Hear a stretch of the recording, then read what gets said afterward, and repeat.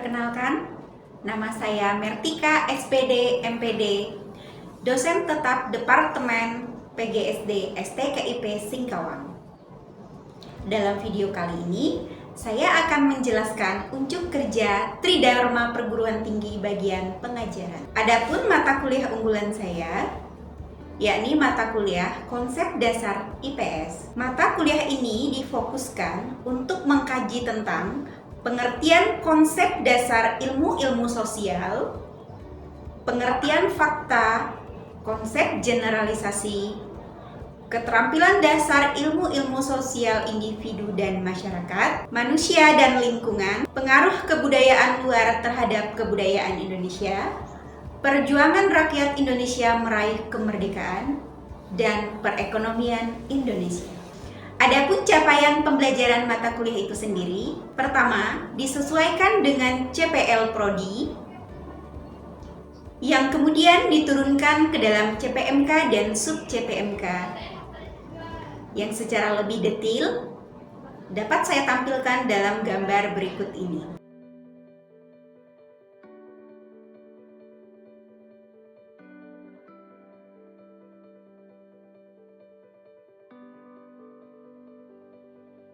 Mata kuliah ini dalam proses pelaksanaannya saya menggunakan metode DIA atau Delivery, Interaction, dan Assessment. Delivery atau proses penyampaian perkuliahan saya lakukan dengan 3 cara.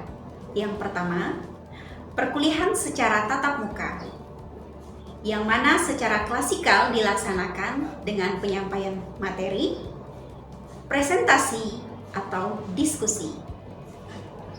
Yang kedua, secara daring melalui LMS web STKIP Singkawang, yang mana terdapat menu khusus untuk mengupload materi perkuliahan. Yang ketiga, melalui model pembelajaran berbasis proyek atau PJBL, yang mana mahasiswa diberikan penugasan berupa observasi dan wawancara lapangan terkait fenomena-fenomena sosial yang kemudian mereka kaji ke dalam berbagai disiplin ilmu-ilmu sosial, dan juga tugas wawancara karya wisata situs budaya yang ada di Kota Singkawang. Selanjutnya, interaction atau interaksi dalam perkuliahan.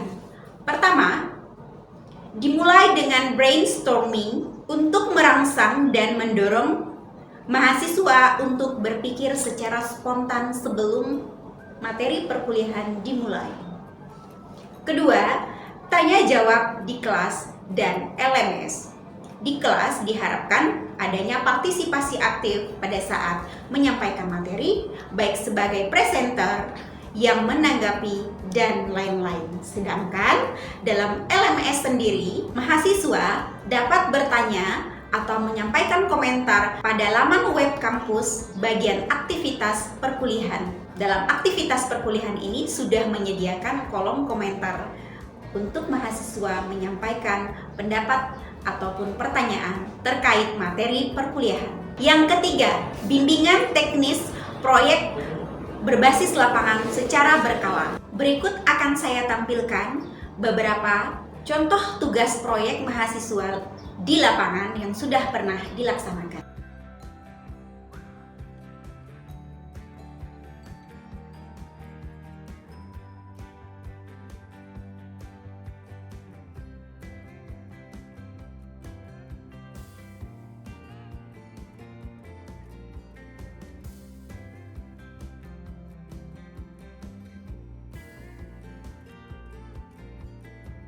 Selanjutnya, asesmen atau penilaian. Penilaian ini sudah disampaikan pada awal kontrak perkuliahan. Jadi diharapkan mahasiswa sudah mengetahui dan paham rule perkuliahan dan penilaian sejak pertemuan pertama. Berikut poin-poin penilaian dalam perkuliahan konsep dasar IPS.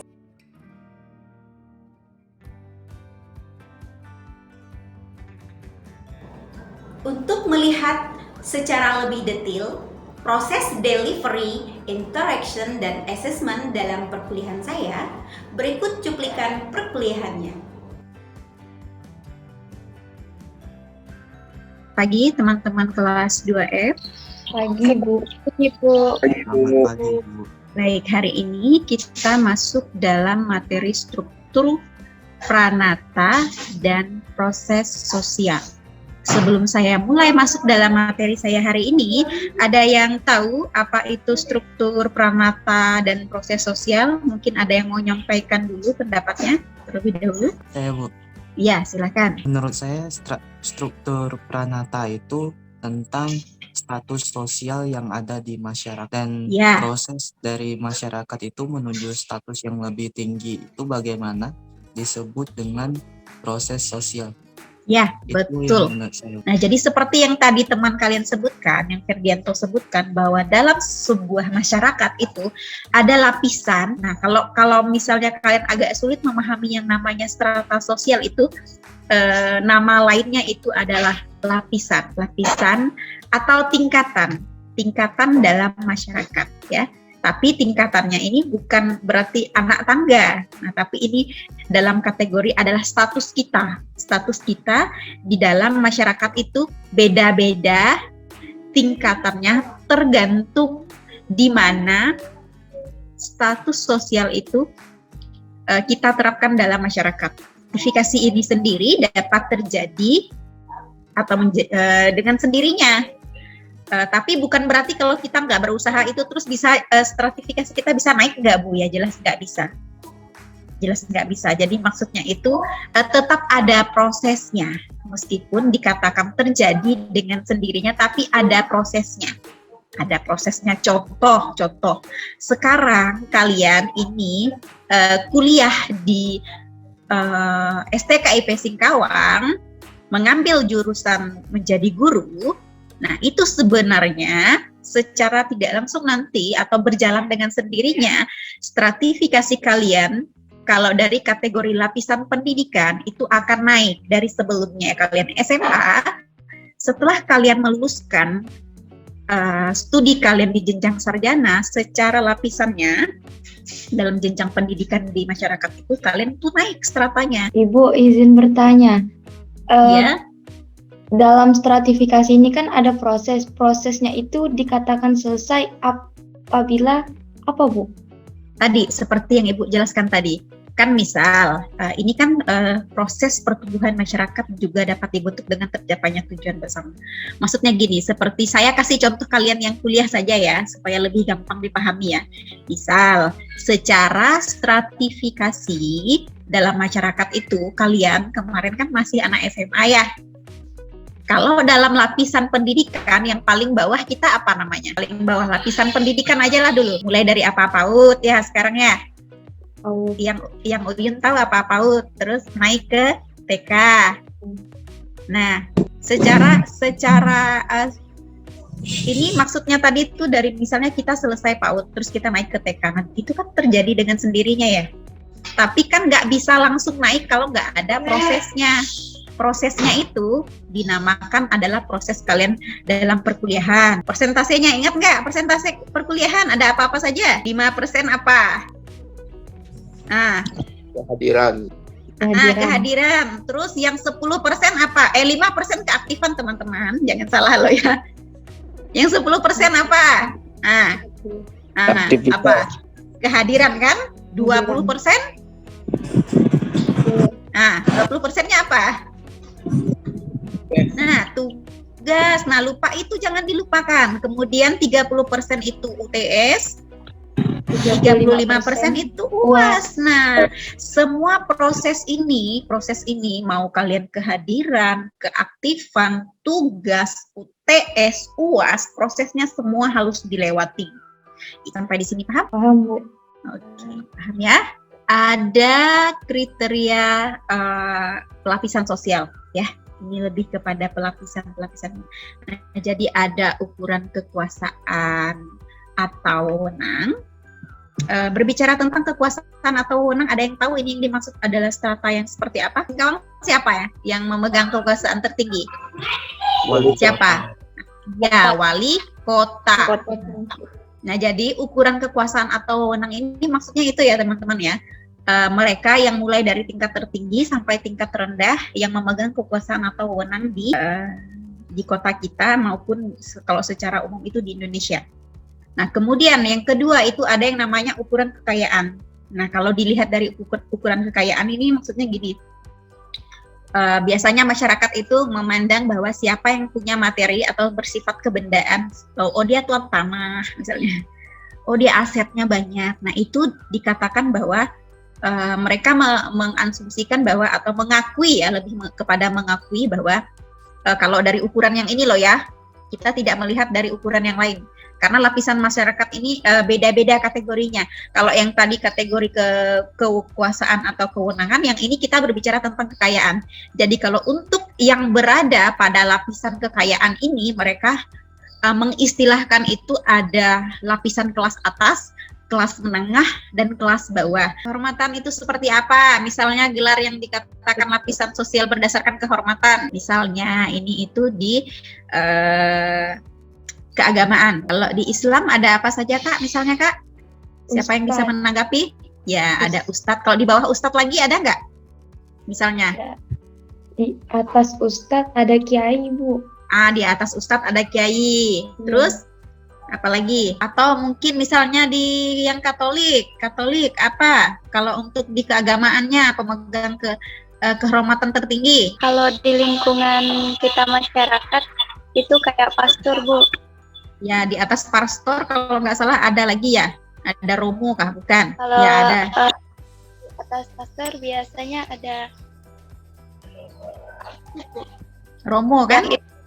Nah, sebelum jadi pastor kan kalau nggak salah ada istilah lainnya juga, berarti masih di bawah kategori bawah pastor ya, ya nggak? Ada.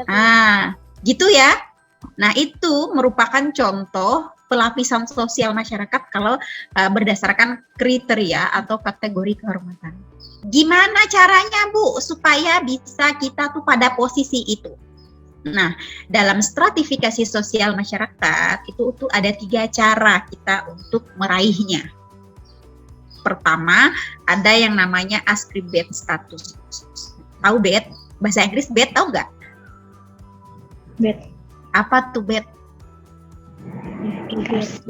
Tempat tidur. Kalau orang melahirkan biasanya di lantai apa tempat tidur? Tempat tidur Bu. Nah, tempat tidur ya. Jadi diingat ya, yang gimana misalnya kalian kan pengen nih naik strata sosialnya di masyarakat, gimana caranya? Nah, jadi ada cara pertama itu namanya ascribed status, supaya nggak ketukar ya, karena ini kan lumayan mirip-mirip nih. Ada ascribed, ada achieved, ada assigned. Yang pertama itu, ingat ya, kata bed itu kasur. Nah, kalau orang melahirkan itu di kasur. Nah, jadi ascribed status ini maksudnya adalah status sosial yang kalian dapatkan sejak lahir. Kira-kira bisa didapat dengan ascribed tuh yang mana? Kekayaan. Apalah? Kekayaan. Betul, kekayaan. Bisa enggak Bu? Bisa. Kenapa bisa? Karena otomatis gini, misalnya nih, kamu lahirnya di lapisan masyarakat yang orang tuamu yang memang sudah berada di kalangan atas misalnya, ya udah pasti kamu tuh akan jadi orang kaya, ya enggak? Ya. Nah, jadi ascribed status ini contohnya status sosial yang bisa kita dapatkan itu dari lapisan yang tadi sudah dibagi, yang sudah kita jelaskan itu, ya contohnya salah satunya kekayaan. Dari contoh lapisan sosial tadi yang sudah kita bahas, kira-kira achieved status ini kita bisa dapatkan yang mana? Kewenangan bisa nggak? Bisa nggak kewenangan kita dapat dengan achieved? Bisa. Mau jadi bupati? Bisa. Bisa kan? Bisa kan? Bisa. Nah, kenapa bisa? Karena setiap orang memiliki hak untuk mencalonkan diri menjadi untuk terlibat dalam dunia politik gitu ya. Setiap orang kan kalau di Indonesia kan setiap warga berhak kan. Nah, gimana caranya? Kerja keras, gimana belajar ilmu pemerintahan, ilmu politik dan sebagainya ya.